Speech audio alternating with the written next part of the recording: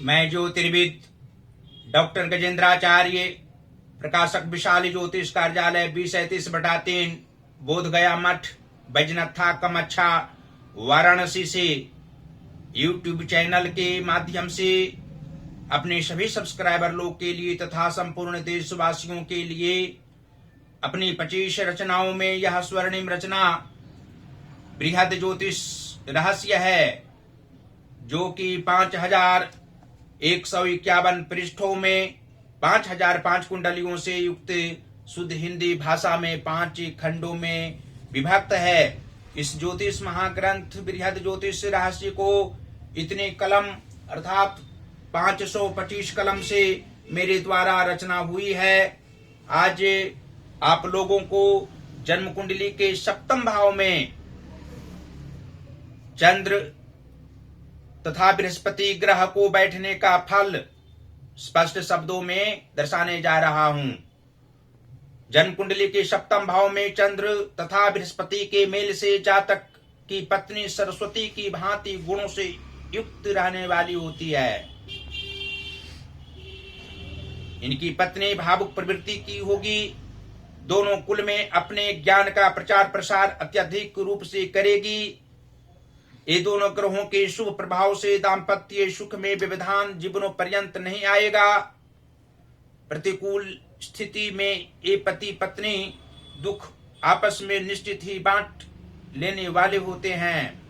इनके पुत्र विशेष रूप से आज्ञाकारी तथा विद्या के प्रति अभिरुचि सदैव रखने वाला और संघर्ष पूर्वक धनोपार्जन करने वाला होगा।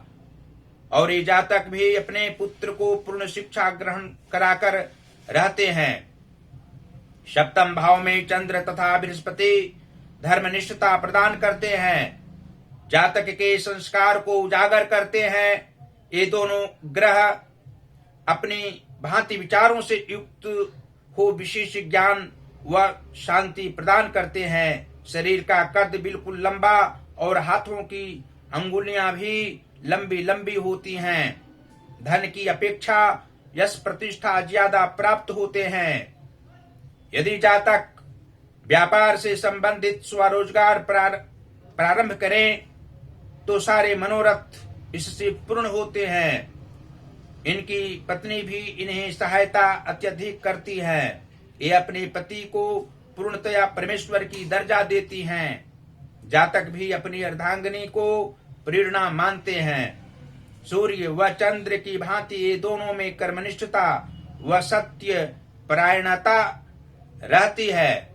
और स्पष्ट शब्दों में यह भी आप लोग जान सकते हैं कि जन्म कुंडली के लाभ भाव के स्वामी सूर्य ग्रह हों तथा विद्या व संतान भाव के स्वामी शनि ग्रह हों तो सप्तम भाव स्थित चंद्र तथा बृहस्पति के प्रभाव से जातक को कर्म क्षेत्र में अत्यधिक मन लगना, प्रेम पूर्वक सहयोगी जनों के साथ रहना और धनोपार्जन करने वाले किसी भी रूप में कम नहीं होना स्पष्ट है। जातक के गुणों से हर व्यक्ति प्रभावित रहा करते हैं। गुणवान इन्हें होना स्वाभाविक है। इनके पुत्र भी इनकी प्रेरणा के अनुरूप चलने वाले होते हैं। इनकी बातों की सराहना करने वाले संतान सभी होते हैं। और वृद्धावस्था में पुत्र सुख इस जातक को अधिक रूप में होना स्पष्ट है।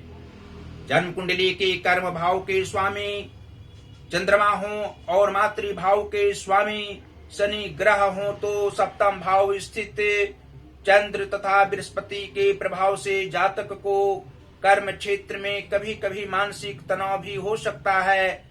परेशानियों की सामना करने की आदत इनको उस काल में पड़ जाती है।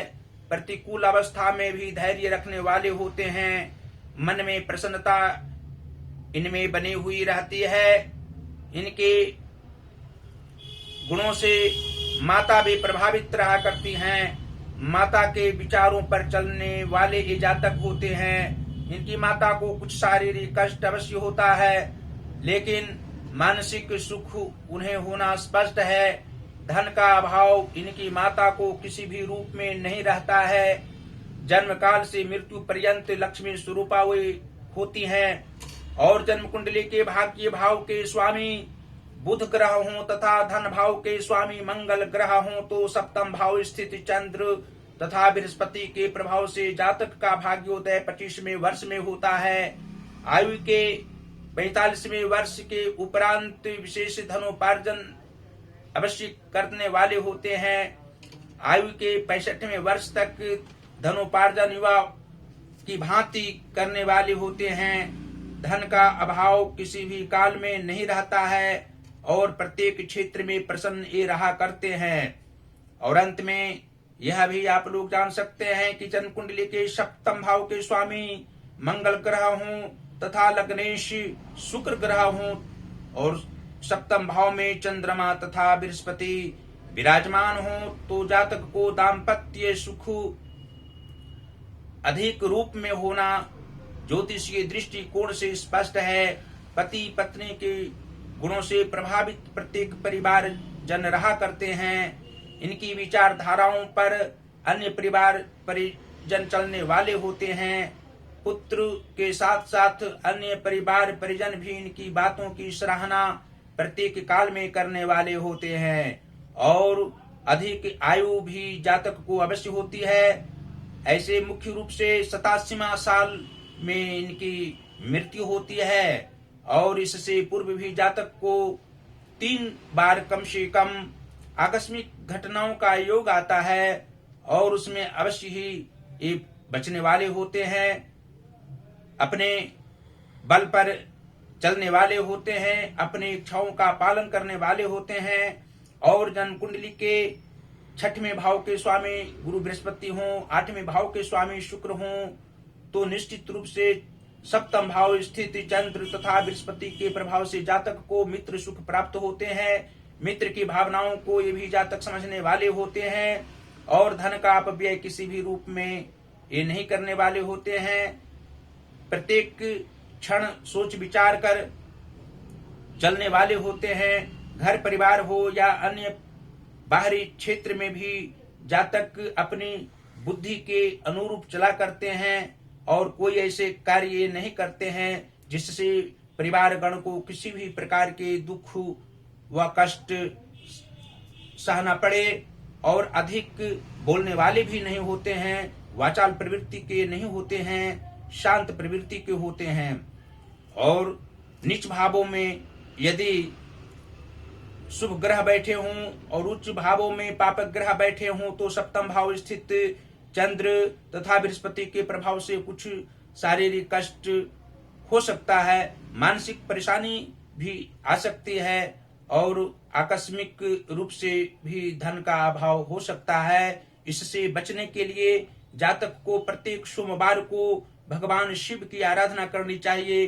मंगलवार को हनुमान जी की आराधना करने से किसी भी प्रकार के कष्ट नहीं होंगे, शारीरिक कष्ट नहीं होगा, मानसिक कष्ट नहीं होगा और आर्थिक परेशानियों की सामना भी कदापि नहीं करनी पड़ेगी। साथ ही माता भगवती की आराधना इस जातक को अवश्य ही करनी चाहिए। ओम ऐं ह्रीं क्लीं चामुंडायै विच्चे नमः।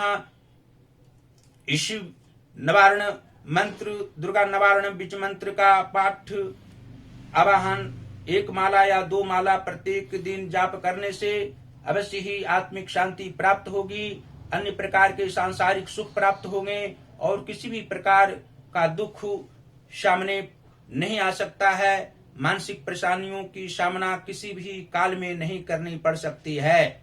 और अंत में फिर इस ज्योतिष महाग्रंथ बृहद ज्योतिष रहस्य को आप लोगों को अपने अपने घरों में मंगवाने के लिए कहेंगे, क्योंकि इसको मंगवाने से 100% सांसारिक सुख आप लोगों को प्राप्त होना स्वाभाविक बात होगी। इसके अध्ययन से ज्योतिष शास्त्र का बृहद ज्ञान प्राप्त होगा। ज्योतिर्विदों की भांति आप लोग आत्म ज्ञानी के समान अन्य जनों का कल्याण कर सकते हैं। अनेकों व्यक्तियों का कल्याण होना इस ज्योतिष महाग्रंथ से स्पष्ट है। इसको मंगवाने के लिए आप लोग हमसे सीधा संपर्क कर सकते हैं और हम प्रकाशकीय कार्य भी करते हैं। यहाँ से आप लोग हिंदी का पुस्तक प्रकाशित करा सकते हैं, संस्कृत का पुस्तक प्रकाशित करा सकते हैं और इंग्लिश का बुक भी प्रकाशित करा सकते हैं। आप लोग हमसे सीधा संपर्क कर सकते हैं। जो पहला संपर्क का नंबर है मेरा व्हाट्सएप नंबर है 94 51 22 87 और 47। दूसरा नंबर है जो मेरा पेटीएम नंबर है 88 40 76 17 और 92।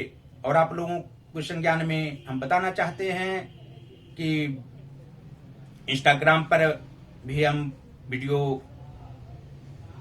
जो मेरी 25 रचनाओं में 18वीं रचना वाक्य उपदेश है 3333 वर्णानुक्रम उपदेशात्मक वाक्यों में उसका एक एक वाक्य प्रत्येक दिन ज्योतिष महाज्ञान जो हमारा अकाउंट है उस पर दे रहे हैं।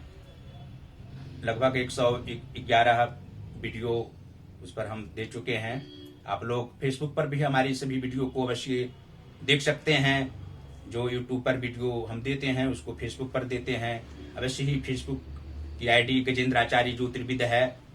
इस आईडी को आप लोग खोलेंगे तो अवश्य हमारी सभी वीडियो को देखेंगे और आप लोग देखेंगे तो हमको आत्मिक खुशी प्राप्त होगी।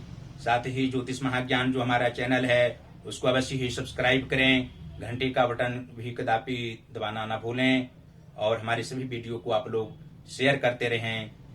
भगवान श्री काशी विश्वनाथ जी की असीम कृपा आप लोगों पर सदैव बनी हुई रहेगी।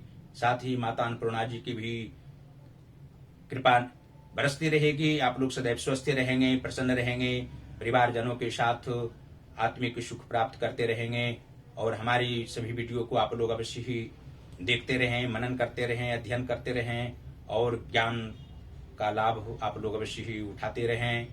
धन्यवाद।